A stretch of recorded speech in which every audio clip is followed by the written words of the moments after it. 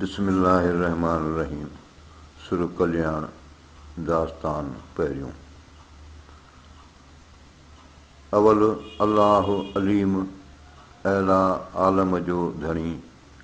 कादिर पंहिंजी कुदरत सी क़ाइम आहे क़दीम वाली वाहिद वहदहू राज़िक़ रब रहीम सो सारा सचो धणी चई हमद हकीम करे पाण करीम जोड़ूं जोड़ जहान जूं वहदहू ला शरीक लहू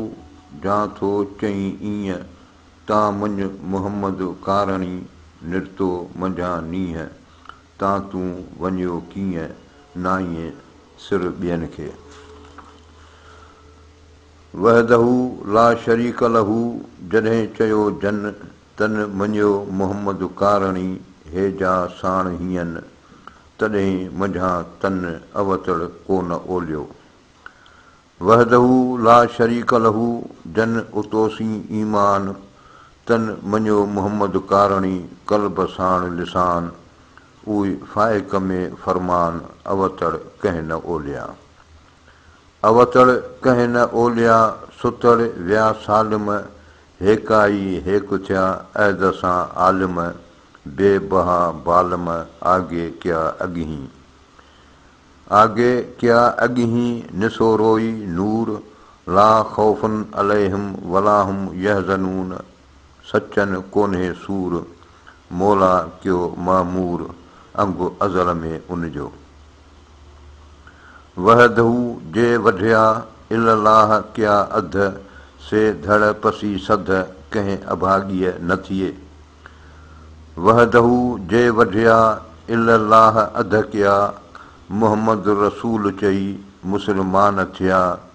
आशिक अब्दुल लतीफ़ चए इन्ही पहे पिया जेलाह धणीअ दुआ ते विया वहदत गॾिजी वहदहू जे वढिया इल्लाह सी ओरीन हियूं हक़ीक़त गॾियो तरीक़त तोरीन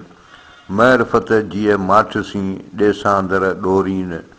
सुख न सुता कॾहिं वेही न वोड़ीन कुल्हनियूं कोरीन आशिक अब्दुल लतीफ़ चए वहदहू ला शरीक लहू ॿुधे न ॿोड़ा किथो कने नसुआ घटि अंदरि घोड़ा ॻाढ़ींदे ॻोढ़ा जॾहिं शाहिद थींदई सामुहा वहदहू ला शरीक लहू इह विहाइज वीह खटी जे हाराईं हंधि तुंहिंजो हीअ पाणा चूंदई पीउ भरे जाम जन्नत जो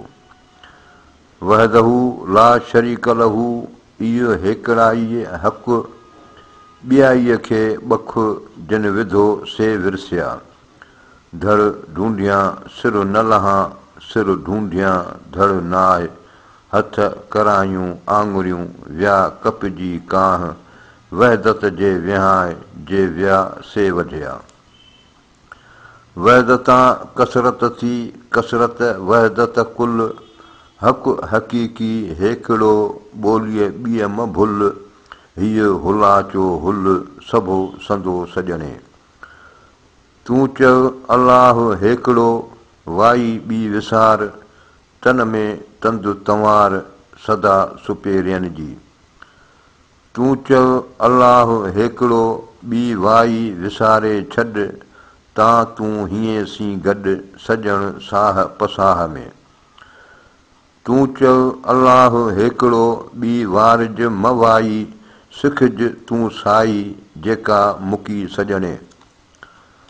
पाण ई जल जलालहू पाण ई जान जमाल पाण ई सूरत पिरीअ जी पाण ई हुस्न कमाल पाण ई पीर मुरीद थिए पाण ई पाण ख़्याल सभो ई हाल मझां ई मालूम थियो